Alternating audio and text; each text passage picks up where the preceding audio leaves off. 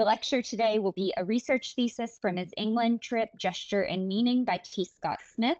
So I'm going to turn this over to you, and you can share your screen whenever you're ready. This is our team, our wonderful team. I actually took this picture with my little instant camera. You can see I'm holding the clicker. This was the last day before we came home. So I want to start off talking about things that I really grabbed onto. And this is one of those, I'm sure most people are familiar with Nick Drake. One album in particular I found interesting was 5 Leaves Left, just in my time leading up to the trip. A lot of his music has quite a bit of metaphor in it, which I found really interesting and have for a long time. A few of those you'll see that pop up later in the presentation, but I'll just mention these. The sky is freedom, a representation of liberation or escape from constraints and troubles. A life is a day, representing the journey of life as day, sunrise, sunset. Earth is mortality. The use of the earth suggests a mortality or eventual end of life. Spring is hope. I think spring's always for me a time of renewal, growth, enlightenment, exploration, a promise of better times ahead. Darkness is illuminating. The line in one of his songs is, "You'll find the darkness can give the brightest light." I think holds true in my life as darkness or adversity. Through some of that, you gain great insight and understanding. And seasons or phases of life, and I find this as well. And we talk about winter years or spring years or summer years, the stages that you go through in the cycle of seasons.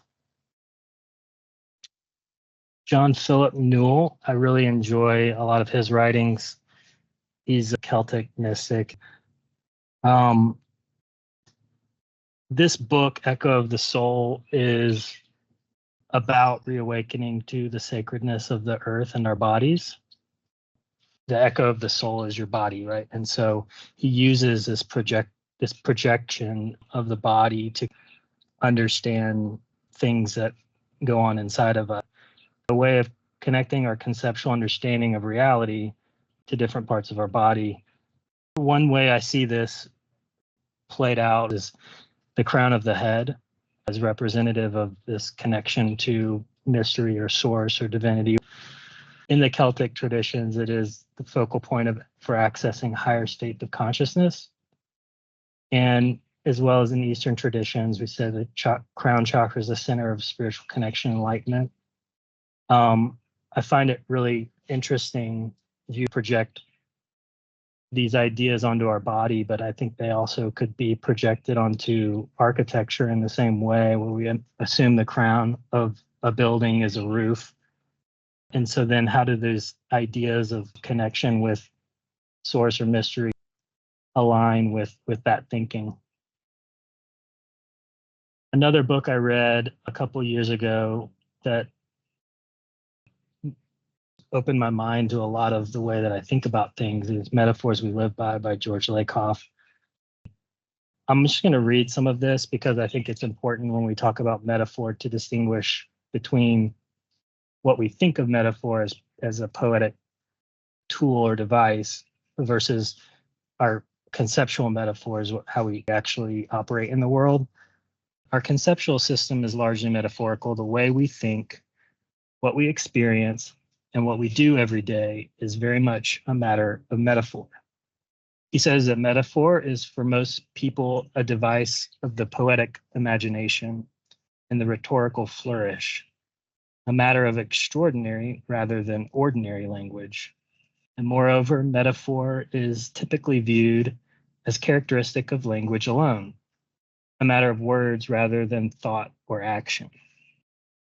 And for this reason, most people think they can get along perfectly well without metaphor. Now, we have found, on the contrary, that metaphor is pervasive in everyday life, not just in language, but in thought and action. Our ordinary conceptual system, in terms of which we both think and act, is fundamentally metaphorical in nature. The concepts that govern our thought are not just matters of the intellect, they also govern our everyday functioning down to the most mundane details. Our concepts structure what we perceive, how we get around in the world, and how we relate to other people. Our conceptual system plays a central role in defining our everyday realities. A couple ways I want to look at this is darkness is a phase of life and the eye is a window. I think two of these are things that we might already be familiar with, but you combine the idea or concept of darkness with the concept or idea of these phases of life, and you get things like darkness is illuminating, which we looked at from Nick Drake. You get ideas that from darkness and adversity, great insight or understanding can emerge. We talk about this as a dark night of the soul. I think the seasons, the winter solstice is the darkest time of the year when the light begins to come back. Winter always has represented an internal struggle in the cycle of transformation, which is followed by spring, a rebirth, illumination, enlightenment. If you believe these things to be true conceptually, that darkness is a phase of life, which it's obviously not literally, I think your perspective on struggle would be altered in a way that would allow room for hope through struggle. Another one would be an anthropomorphism is the eye is a window. I think we've all heard the eye is a window to the soul. The window is this visual threshold that allows us to see what's inside and outside the home. And in the same way, the eye serves that purpose for the body, seeing not just a sensory experience, but in a way we know things as well. Where we say to people, I see what you mean. We don't literally see it, we know it. Just like seeing or understanding, a window can provide clarity and perspective. And so the use of a window architecturally draws on some of these conceptual meanings that we would subconsciously associate with the idea of a window.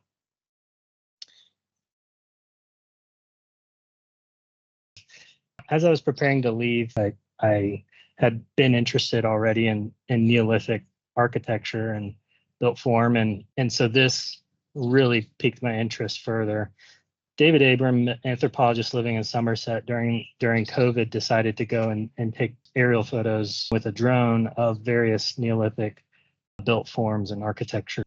The primitive nature of Neolithic architecture, to me, provides a very direct connection between a concept and a built form, because there was no style to reference, no Instagram or Pinterest. There's just a built form, and it's this direct expression of these people's experience of life and their conceptual framework. And so I felt like this was a good fertile ground to study this connection between what's in our heads and what's built. Here are some of the pictures from that book, all three of which I was able to visit while I was there.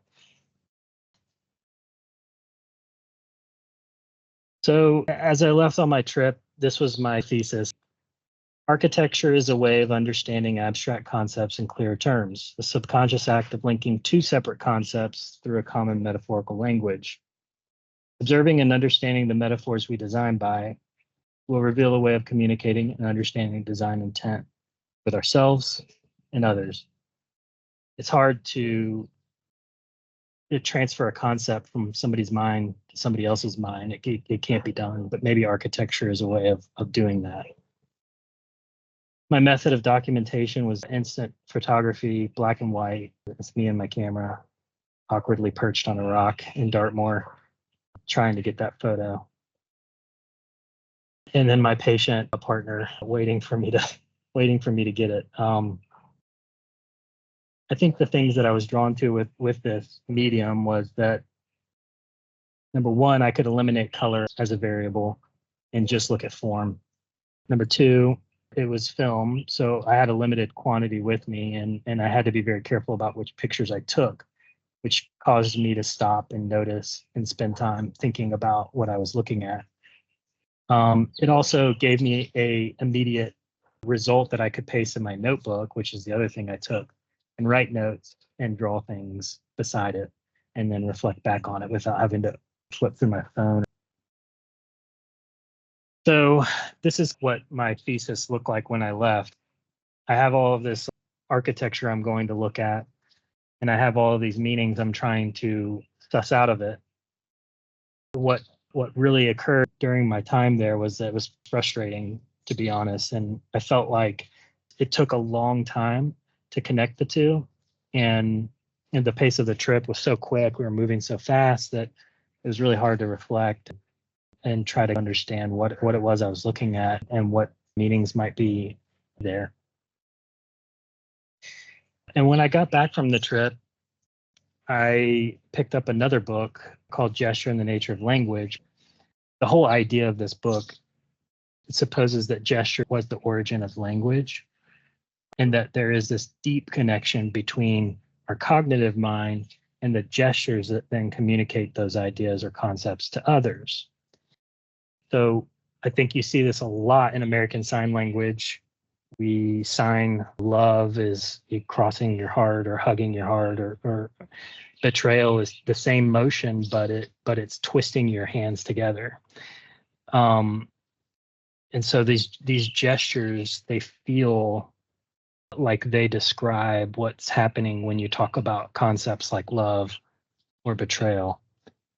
There's two faces of gesture. There's action, the movement of your hands or objects that seem stationary, and concept.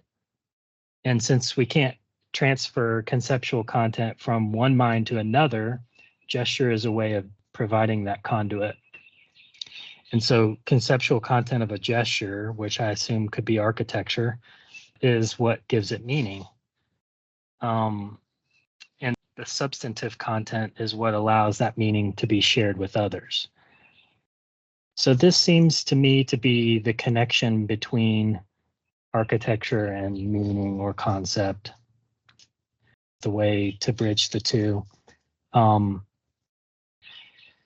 If you just name a gesture, we have a skylight and it's centered in this rotunda and it's got a sculpture of a human figure directly below. So let's name what we see. Well, the eye is a window. We talked about this, seeing and knowing. What window? We have a skylight. The skylight is open to the heavens above through this roof. The roof is potentially a connection with the divinity. This crown of the head is also centered below it. I think the meaning I would draw from this is that gesture could represent our human condition, that knowing there's something more to what we see, but that we only know it in part, and our understanding is obscured in the same way this skylight is obscured. We see the effects of the divine, we see the light, we see the hope around the fringe of humanity, but we see the darkness illuminated, but we don't see it fully. There's some veiled mystery. We don't understand why evil exists in the world, but we know there is some depth of goodness beyond our reach. This image is, I'm sure some of you will be familiar with David Chipperfield's Noise Museum in Berlin, and this museum was left in ruins following World War II and went through this very careful repair and reconfiguration, and this is the South Dome room, but is largely considered this symbol of human resilience, which I think fits the gesture here. So gesture really has recently become the tool that I've been thinking about or trying to understand what I'm seeing architecturally. What we're going to do is go through some of the things that I've seen on my trip, and then talk about some of those gestures and talk about some of the meanings that I've drawn from that. The first is Avebury Henge and Earthwork, which is part of the largest, most significant cultural site for our Neolithic ancestors in the UK. the second largest stone circle in Britain. We've got an earthwork here that's almost 1,200 feet wide, built 1 to 2 centuries before Stonehenge. Nearly 140-ton megaliths were dragged from Marlborough Downs and installed here at Avebury, which suggests just a very significant and sophisticated social organization that would require a stockpile of food and tools and ritual specialists to architects to select stones, survey the ground, and indicate these precise spots for placement of these stones. The first gesture that I noticed quite a bit was the circle, carving a circle in the earth and marking a place. So a circle is a very simple gesture. As you draw a circle, you mark what's inside and what's outside, or what's central and what's peripheral. We say things like the central idea, which is the most important piece, right? Or we say beating around the bush is this periphery lacks resolve or clarity. And so as you mark off a space, you create a center, and the center really is the most important thing. So what you put there matters. And we reserve that space for what we feel is most important. And in this instance, that became nothing. It became just air. It was left open. I find that really fascinating. The center is also this point where your horizontal movement can go no further, right? And so vertical movement's the only thing left. We associate up with things like divinity, even though it's not an orientational thing, but conceptually that's how we view it. And so if you're moving vertically, it's almost like a drop in the ocean. There's these waves that emanate out from a source or a big bang or something like that. Here's a picture I took of that earthwork.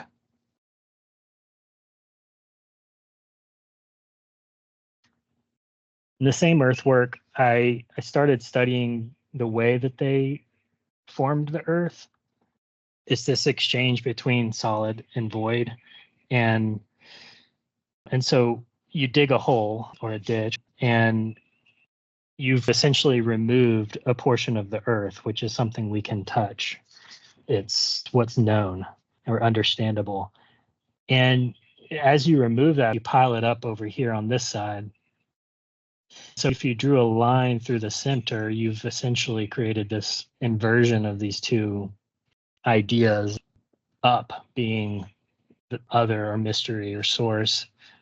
It's where the rains come for our crops, right? It's the source of life. It's what we don't know. It's intangible. And then we have earth on the other side that is very real and physical and available to us and tangible. And so these two halves, they make a full circle, but there's this notion that what's left void is for whatever we don't understand or don't know to come and enter in, just like the circle here was left empty in the middle until we came along and put a road there and dropped a pub in the middle. But the ditch on the inside, I also want to make mention of the fact that this wasn't never intended for protection. Otherwise, this arrangement would have been flipped the other way. I really think this was about the approach and about how once you crest this hill, you start to understand this sacred space that's been marked off.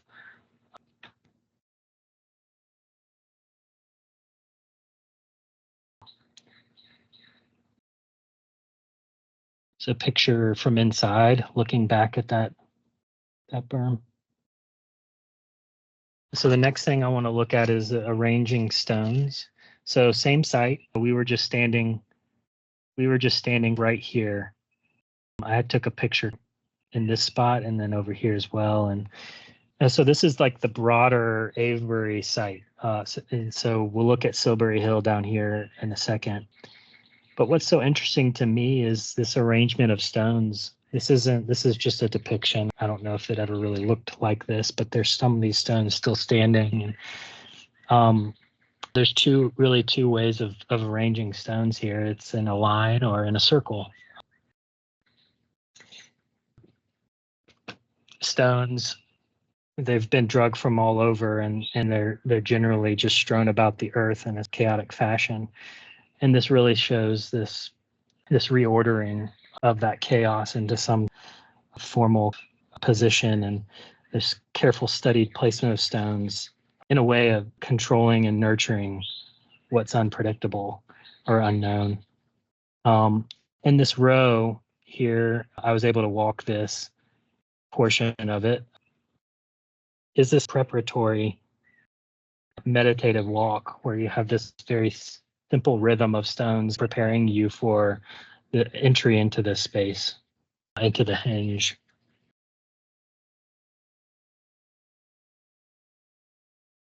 Here's a picture of that row leading in.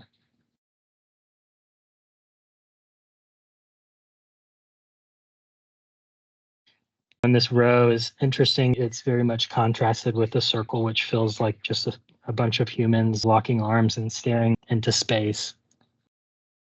Another picture of that circle. Silbury Hill. We looked at that on the map. It's about 130 feet tall. It's the largest surviving man-made mound found in Neolithic Europe. Would have taken 500 people 15 years to build. It was originally surrounded by water, and this was the last great ritual building project in Wessex. It's the final flowering of this culture. This movement of earth is really interesting when you're there, especially in person, and it just feels like it's the ground's just being lifted, pinched and lifted up towards the sky.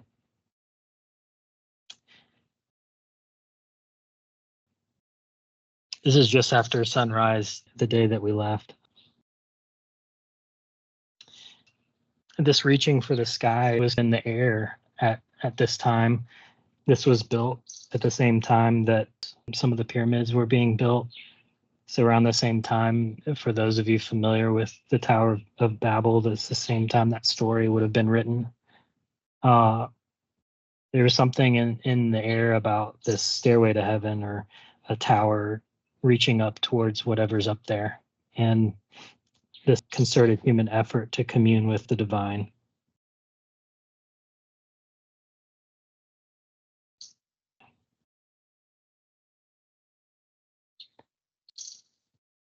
The next spot is Hingsing Carn and Stone Row. This is out in Dartmoor. Really long stone row, you can see here, with this terminus in a stone circle. There's also a couple of burial mounds and settlements that you can see in the distance that we were able to walk out to. These stones, the closer you get to this circle, the taller they are. And then as you get further into the distance, they start to sink below the earth. The gesture I noticed here was really the way these stones were picked and placed and their height. And so as you get closer to what would be marked off as a sacred space, the stones seem to rise out of the ground to meet the sky. And the further away you get, they slowly become more and more buried into the earth until they're completely invisible. And I thought this was beautiful. We associate more with up. We say things like increasing in awareness or higher authority, things like that. You follow the stones in one direction. They sink into the earth until they disappear. And then on the other, they rise toward the sky, toward what we can't see. And this procession toward the henge is really a journey toward knowing, and what is unseen becomes visible. And the stones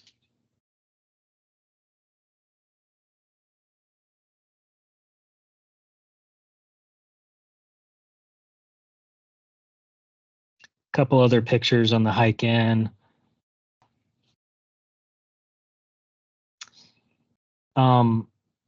This is what it looks like when you're in the middle of Dartmoor. You see these little outcrops of rocks, they call them tors, in the distance, which I've identified here. It's just peppered on the horizon. Here's another view. And I'm standing on a tor here, down tor, and looking back at all these other spots in the distance. So it was really markers you could find your way. And then another tor, Castle Drago, designed by Lutyens, and in 1911 through 1931. Took a while to build. It's the last castle built in England. I love this quote by Lutyens. He says, I do wish he didn't want a castle, but just a delicious, lovable house with plenty of good large rooms in it.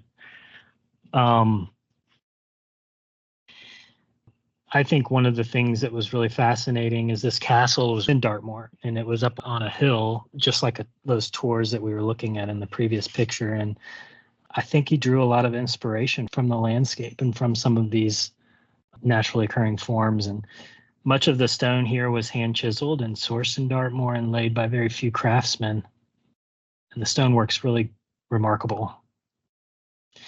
This is a corner of the castle that I just fell in love with. This corner here faces Dartmoor, and I just loved how all of the pieces looked like they were just stones that had been found and had settled in place over years. And you see these lines in the stone. It feels like it's been stacked over time. And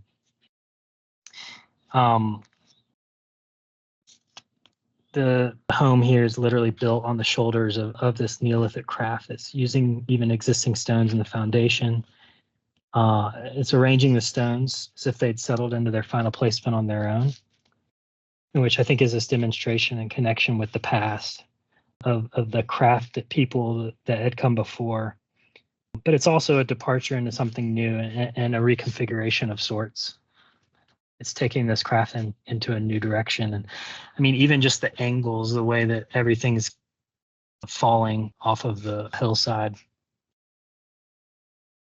Here's a couple pictures from Dartmoor that I took just to show some of the comparison in the architecture and how these stones were brought in and placed and how well it fits.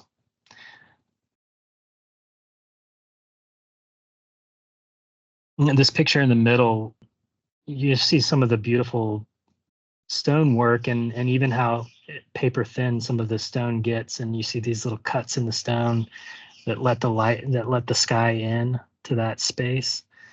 You can see, I love how some of these pictures turned out, where you almost silhouette some of the architecture, but the silhouette feels like you're actually looking at just stones that are sitting in the way of the building, but it's all building.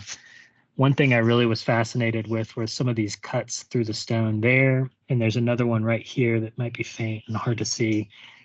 Just found that really fascinating, some of the playfulness there that he used when designing this, and maybe the masons. Some other images of that stonework. And this is from the servants' quarters down below, looking up the sky. This is some of the hand chiseled stone here.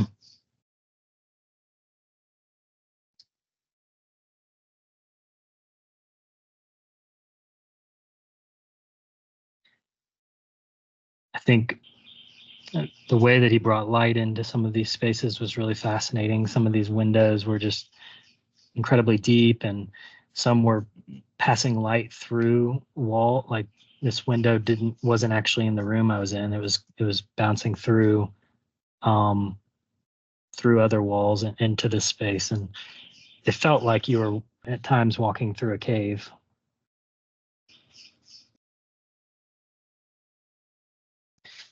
The next spot I went was Maiden Castle, Hillfort in Dorchester.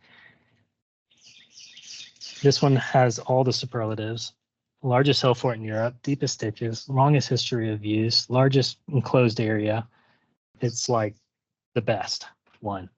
And originally it was a Neolithic sacred site, high place, later fortified as a hill fort, 3,000 years later, used as a settlement until the Roman conquest of Britain early first century. And so there's a lot of years stacked up on this. It's hard to really pin down because it's been reinterpreted so many times.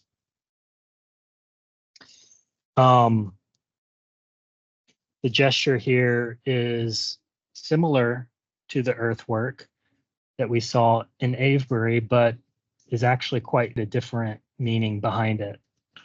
You're still digging a ditch and you're still creating a berm, but the ditch and the berm are flipped. And that act of flipping them is no longer this arrival at a sacred site.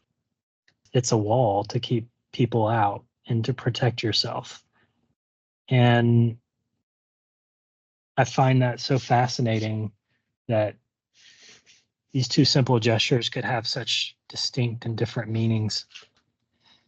This site was originally a sacred space, a high place, and in Celtic tradition, a thin space, a place to commune with what we can't see. As I was preparing this, I actually remembered Anais Mitchell. I think she's just a phenomenal songwriter.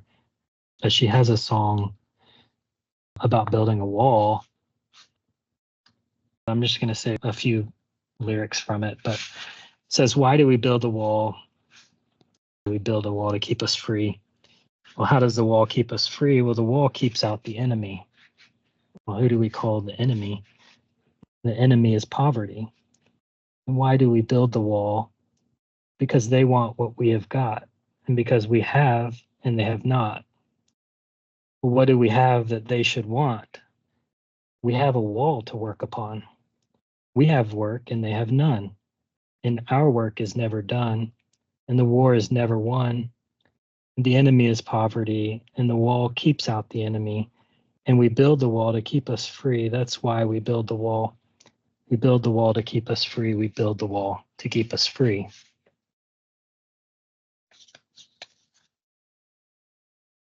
It's a protective barrier from other people, right?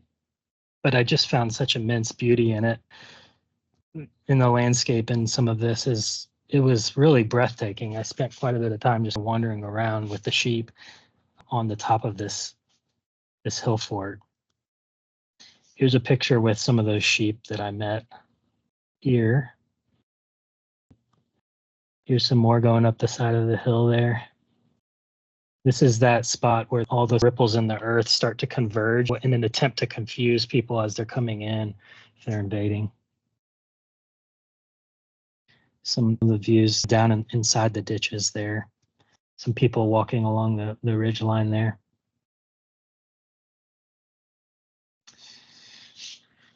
Some of you may be familiar with this idea of turning the gem.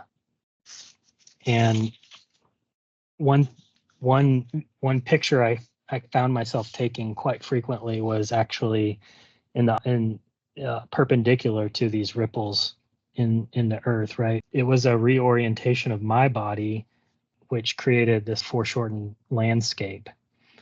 And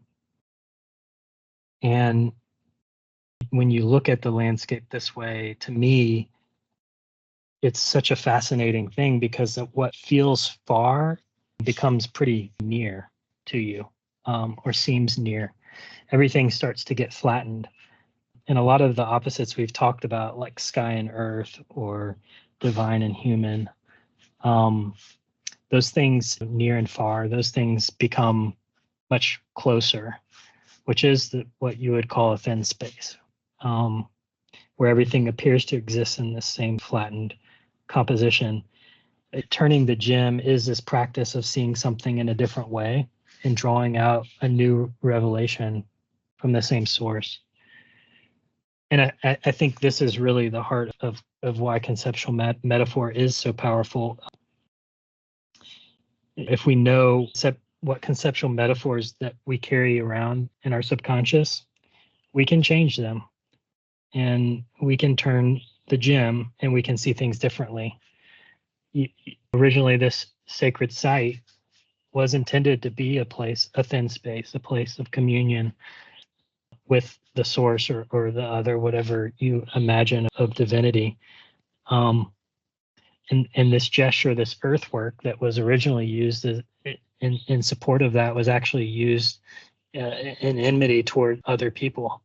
And just reorienting my body to that same gesture begins to bring what's outside of this circle closer. Changing our orientation to this gesture can bring us back to its original meaning as a place of community. Here's my favorite picture I took on the trip. You can see my little sheep friend here running across that ridge line. My favorite painter is Hammershaw. I've never understood why I love this painting and his landscapes as much as I do, but spending time and reflecting on some of the pictures I was taking and I was drawn to has really opened my eyes to that. Here's some pictures he did of architecture. So the farm on the left and corner of the farm here. And it's just that everything feels so flat and there's no separation. There's just everything is all in one space. There's no real delineation between what's built and what's natural, or what's near and what's far, what's sky and what's wall. All the borders dissolve.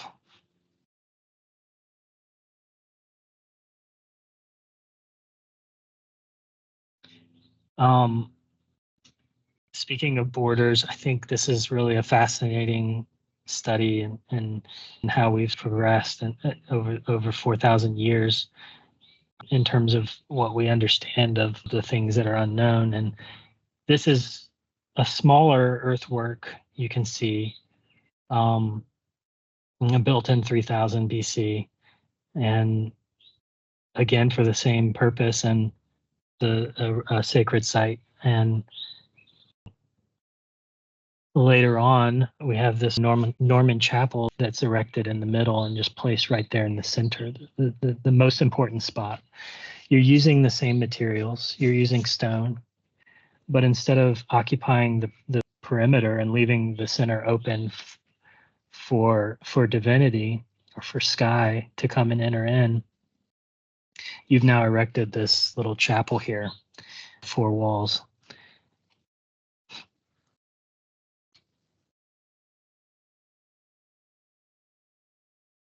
Where ancient cultures would have left the center void and visible to all, later cultures would came and build walls around the sacred and place it in the middle.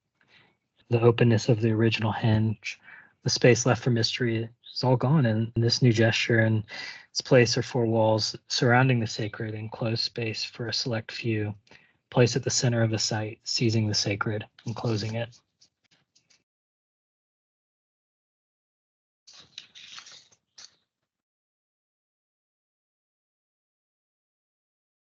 It really steals the show when you go there, which I think was the intent.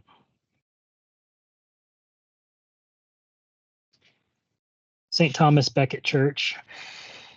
This was an open-air timber and lath church built in 1200 and was a place of worship for the local farmers. It was later enclosed with brick and tile roof in the 18th century, and until the 20th century was often stranded on this island by water until they ended up digging these little courses and provided these causeways. This is what it would have looked like before that.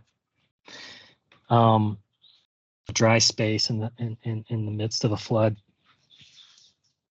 was a sacred space for these farmers, and I see this as a contemporary version of Silbury Hill, which would have been flooded originally around it, and the open air structure. I would have loved to have seen this space, this open air space for these farmers to worship, and it's such a fitting place for farmers to come and gather and worship. And I think we all see water as this purifying element. It's the source of life. Our bodies are mostly composed of water. It's also essential for crops, and it would have been a very real necessity for these farmers and in that time for their livelihood there. And the ditches, I think, are interesting that you're still digging ditches thousands of years later in a circle around a sacred site, just like they would have done in Neolithic time.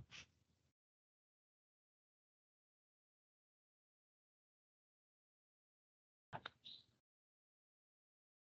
few pictures of us in action.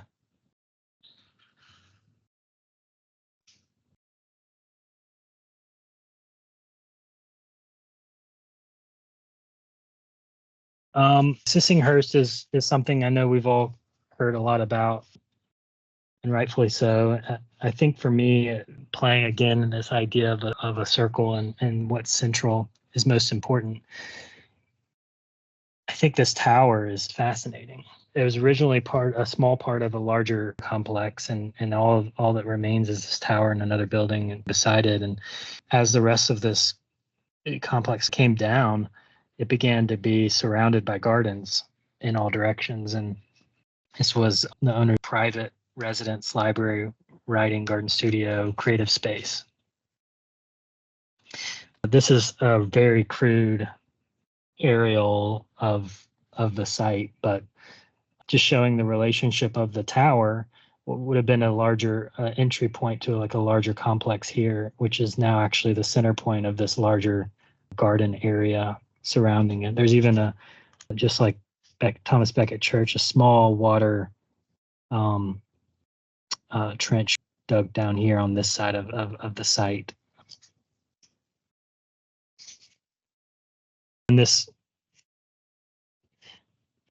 meaning here, I feel, is that the center here has been reserved for this human creative pursuit, this craft, this personal enlightenment study. This idea of the earthwork, the ancient earthwork that surrounds the thing of primary importance is reconfigured into gardens and waterways. And again, a tower, just like Silbury Hill, a place from which to view the work of our hands. And we associate again with divinity, but this would be the view of God, right? And a lot of those views that drone shots that David Abrams took of some of those Neolithic structures it's the same thing. It's what people would have thought God or divinity would have seen.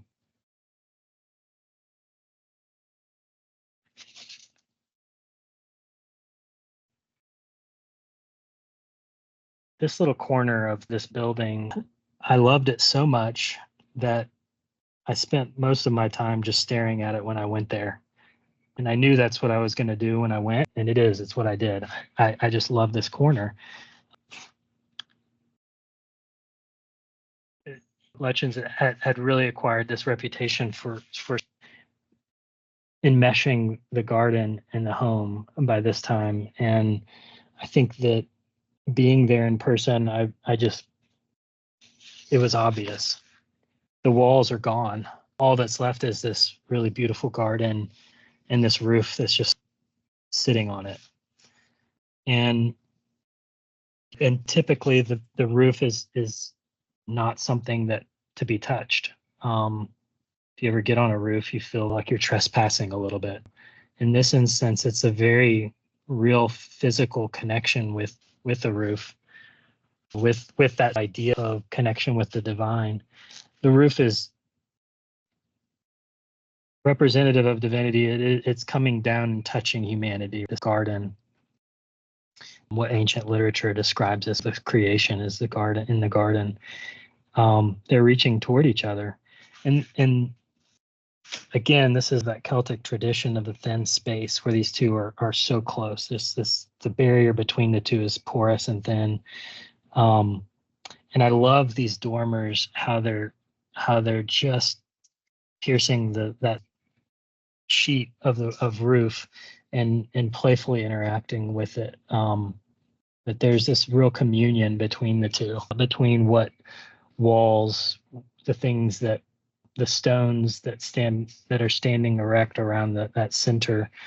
The walls are the things that we've assembled, and the roof is what's coming from outside of us and unknowable. But here they're all intertwined.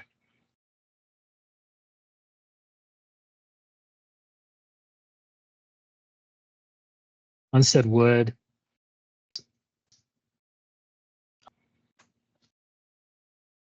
The playfulness of his roofs are just so interesting.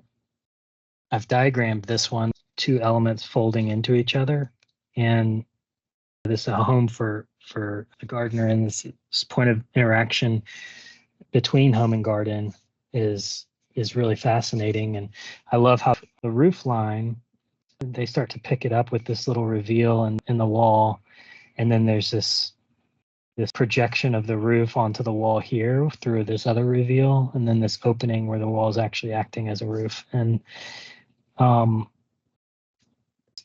it's trying to dissolve the barrier between the two.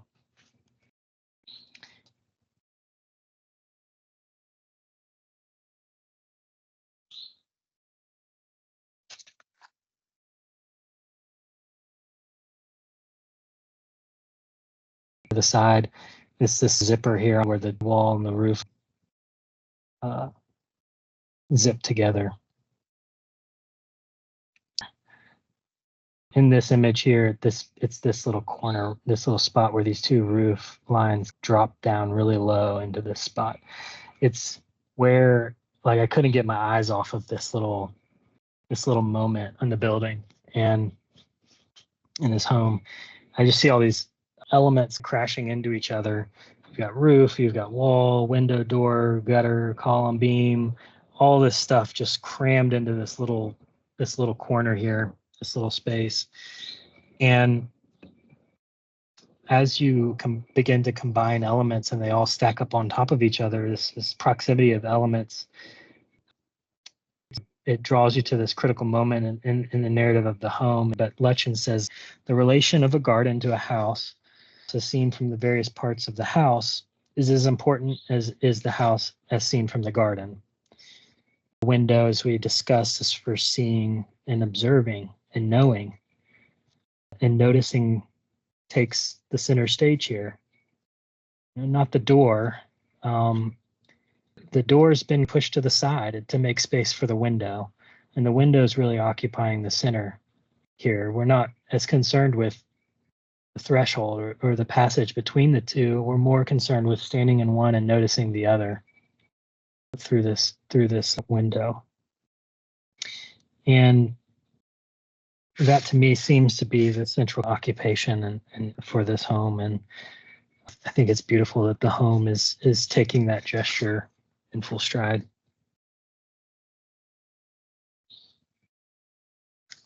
Goddard's. This is another study for me in proximity. You still have this roof that's really interacting with the wall in such a dynamic way. But what was most interesting to me was this little window right here. And there's so many spots in the landscape where he's put a little plaque on the ground, almost like a moment where for you to stop and look up and see what's around you. And I spent a lot of time just standing on those and looking at the building. But this dormer, it just was like calling my name. Metaphor is just about proximity and language, and a word study that's pretty simple to think about is if you say, I am unhappy, I think that generally means that you're sad. And it's the relationship of the word or not to happy. And so the further those two words get away from each other, the effect is lessened. So if you say, I am unhappy versus I am not happy, I think not happy starts to introduce some additional emotions that could be angry or something else. And then if you say, I don't appear happy, that begins to even introduce the fact that maybe I still am, even though I don't seem it. So I think proximity as it relates to architecture maybe can be the same thing, where you have this steady rhythm, this steady symmetry of pieces. And instead of maintaining that, now you've introduced a door and a window and this recess here. And so you've started to congregate some of these elements in this space, and it really heightens the effect, and it draws you into this, and you establishes some level of mystery about what this, how to get here, or what this is looking at. But it heightens the effect as you start to pull some of those elements together.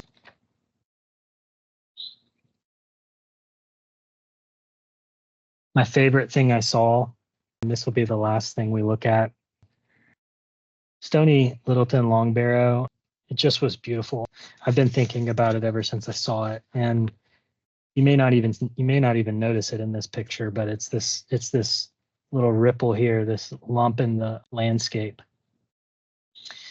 It overlooks a serene valley on the fringe of the Cotswolds. It's a 30-foot long interior chambered tomb, and the winter solstice, the sun rises over here just past the page and shines straight through into this tomb. And there's this Jurassic ammonite fossil, millions and millions of years old, at the entry. And I love this quote from David Abrams' book. It just said, "Pretty views and natural curiosities appeal to our distant ancestors every bit as much as they do to us."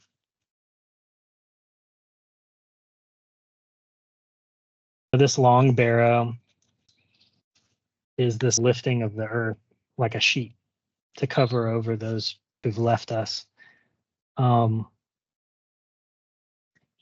shape of the barrow takes on a human form, and the earth just seems to gently cover over. The earth is where we're from and ultimately where we'll return. This is my first view of it as I came over the hillside. You can see just this very faint delineation between the tomb and the surrounding landscape.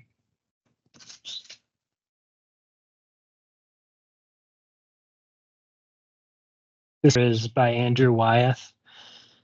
It's what I thought of when I see this tomb. It's this painting is called Spring. This is nearing the end of life and the earth is covering over. I think what's beautiful about this is this returning to the earth. You see also in the distance this white patch. It seems to suggest that we're not alone in this, that other people have been here before, that this is just a very normal part of what it means to be human and living, and that this isn't the first time this has happened. And this corner here has a waning moon, just a sliver of a moon, similar to the sliver of his eyelid. And after the moon wanes, there's a new moon.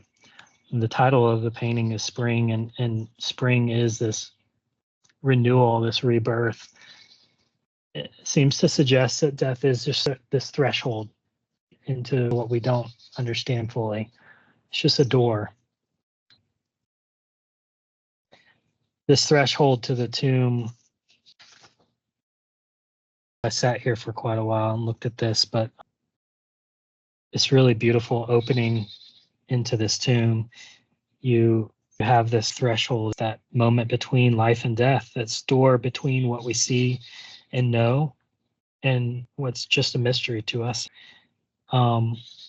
It feels very much like a womb into whatever happens beyond this life.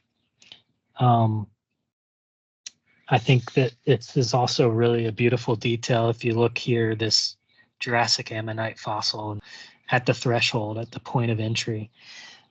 These are millions and millions of years old, a relic of the past. To me, it says everything about the fact that other people, just like that white patch in the distance, just like those rocky tors that we saw in Dartmoor, people have been here before. We don't know them. We don't know their stories, but this isn't a new thing. This is just all part of it.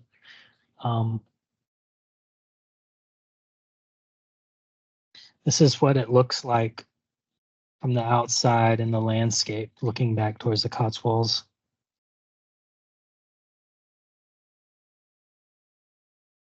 And of course, my curiosity would lead me into this tomb.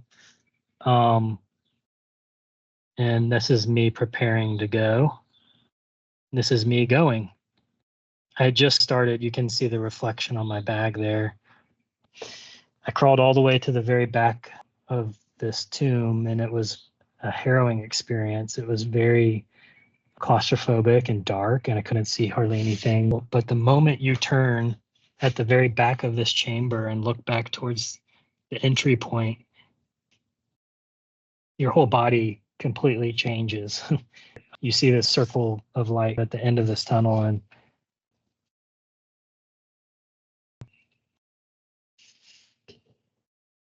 I don't know how to fully describe this experience, but it did seem to embody a lot of what I was thinking about and studying while I was there. And I see this threshold. This threshold between what we see and what we can't see. It's marked by circles. It's been marked by circles for thousands and thousands of years, and we've placed different things in the middle, but it's been pretty consistent. There's this moving of earth, this exchange between sky and earth, solid and void, known and unknown.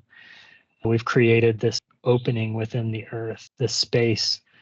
We've arranged stones at the front and over the top as this tomb, this final home, this place that envelops us, rises out of the earth and marks off a space for us. And there's this proximity of bringing emphasis to this threshold in the landscape, in this foreshortened landscape where you would miss it if you didn't know it was there. But there's this proximity, this ammonite fossil, this stone cliff that's left exposed to suggest where the entrance is. And then finally turning the gem. And I think what's beautiful about this tomb is that it faces the sunrise and the winter solstice. In the darkest time of the year, as that sun comes over the horizon line, it illuminates the tomb completely. There's this conscious choice to acknowledge that even in the darkest of times, there is illumination and hope. And I think it's beautiful. These two images I took blown up here side by side, how there's negatives of each other, but they're also completing one another in a way. And in a lot of ways, I feel these opposites were revealed in a lot of the built forms that we were seeing in this, how we bring these two things together. So that's where I've landed. For me, moving forward, a lot of what I've uncovered is a way of seeing architecture that does have meaning, or a way of connecting meaning to architecture. And I think the more that we can utilize details and forms and gestures that really resonate with us in a subconscious way, the more effective our architecture can be. And I think as well, when we have people and clients that we're designing for, we see what is it that's most meaningful to them, and how do we build spaces, and how do we detail the placement of certain aspects, or the shape of the arch, or the pitch of the roof. All of those gestures and the way that those pieces are assembled have deeper meanings that can be drawn from our client and from ourselves, and imbue our architecture with some sense of meaning.